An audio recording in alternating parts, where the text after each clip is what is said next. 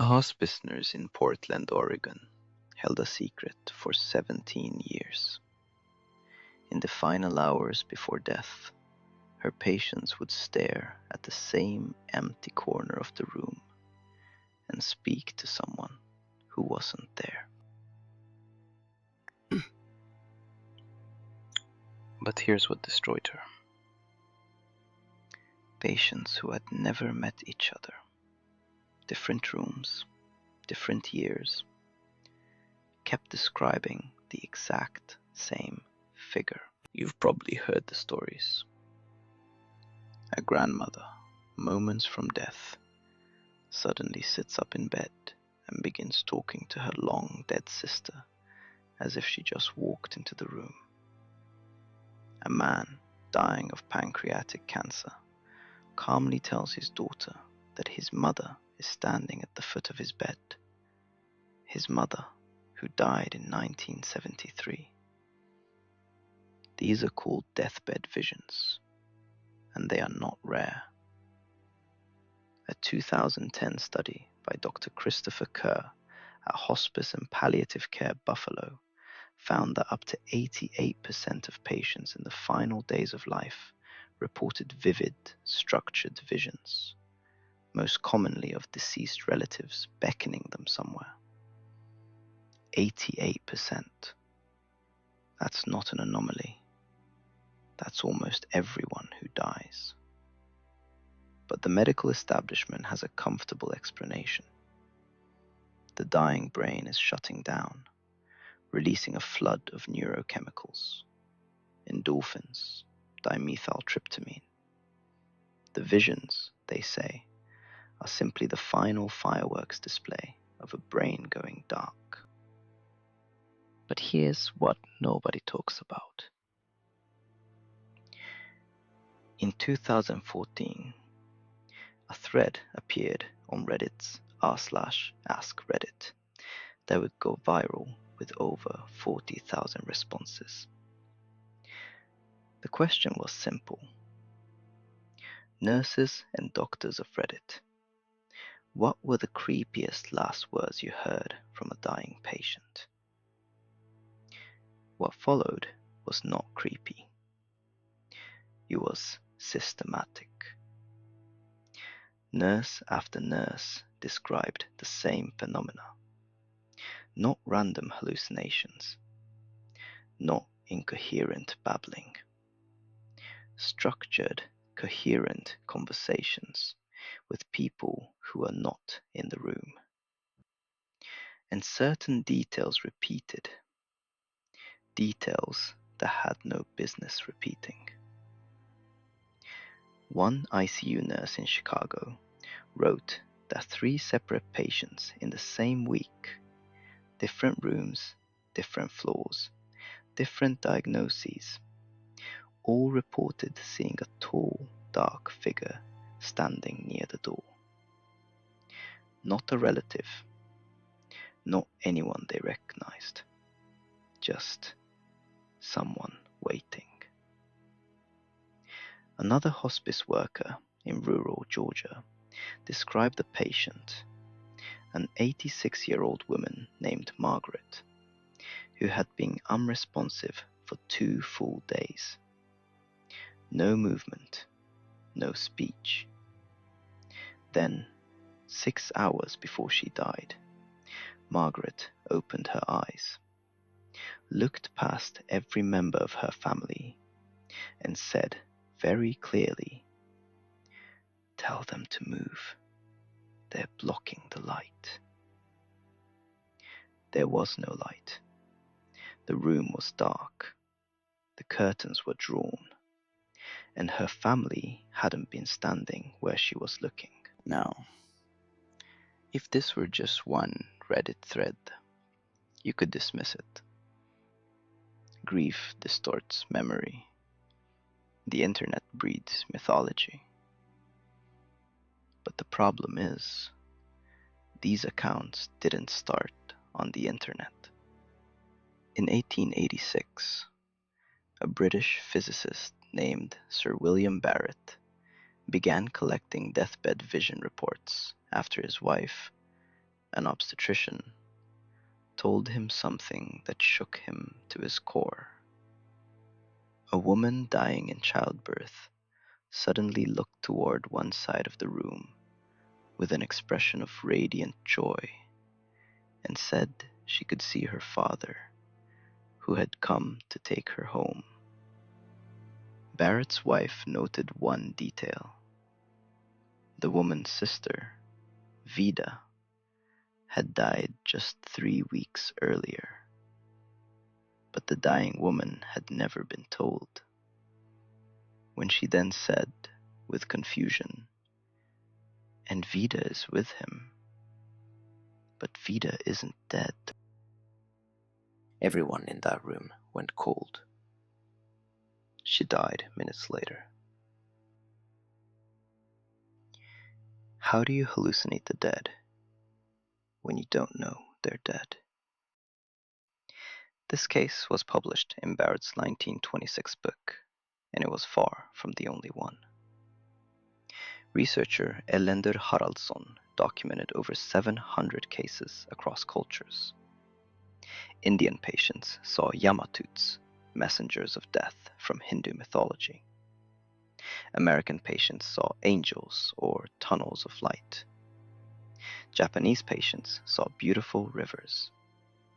But beneath the cultural dressing, the structure was identical. Someone comes. They beckon. The dying person is no longer afraid. Almost no longer afraid. Because here's the part the comforting stories leave out. Not every visitor is welcome. In roughly 15% of documented cases, the dying report seeing figures that terrify them. Unknown entities. Shadowy shapes pressed against the periphery of their vision. Things that don't match any relative, any cultural expectation, any memory they've ever held. A palliative care physician in Melbourne, Dr. Peter Fennick, collected over 300 deathbed accounts in the early 2000s. In his interviews with nurses and caregivers, one phrase appeared again and again, spoken by patients who couldn't have known each other, in different hospitals, different years. Who is that standing behind you? The dying see what we cannot, and sometimes what they see is looking back. Now let me talk about terminal lucidity, because this is where it gets truly inexplicable. Terminal lucidity is the medical term for when a patient who has been unconscious, unresponsive, or severely brain damaged for days, weeks, sometimes years, suddenly wakes up. They are coherent. They recognize their family. They speak in full sentences. They say goodbye. And then they die, usually within hours. In 2009, researcher Michael Nam documented 83 published cases of terminal lucidity. Some involved patients with brains so ravaged by Alzheimer's disease that by every neurological model we possess, coherent thought should have been physically impossible. The neurons were gone. The hippocampus was destroyed. Gray matter replaced by plaques and tangles. And yet, in their final hours, these patients returned, not as confused shadows of who they used to be, as exactly who they were. The neuroscience community has tried to explain all of this. Oxygen deprivation causing visual cortex misfires. Endorphin surges creating euphoric delusions. The brain's default mode network entering a hyper dream state as systems collapse. And honestly, for most cases, those explanations might work. But they don't explain the veridical cases, the instances where the dying perceive information they could not possibly have known. Like Barrett's patient who saw her dead sister, Vida, or the case documented by Dr. Kerr in 2015, where a dying man described his long-deceased brother wearing a red jacket he'd never seen before. The family later found a photograph, taken decades before the patient was born, of that brother wearing that exact red jacket. These aren't fever dreams. These are data points. And then there's the phenomenon no study has officially named, the one that caregivers only whisper about: the shared death experience. In rare but documented cases, perfectly healthy people present at the moment of death, report seeing exactly what the dying person described.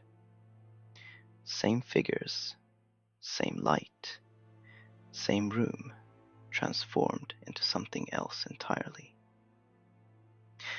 As if the veil between whatever is here and whatever is there becomes thin enough for everyone in the room to see through it.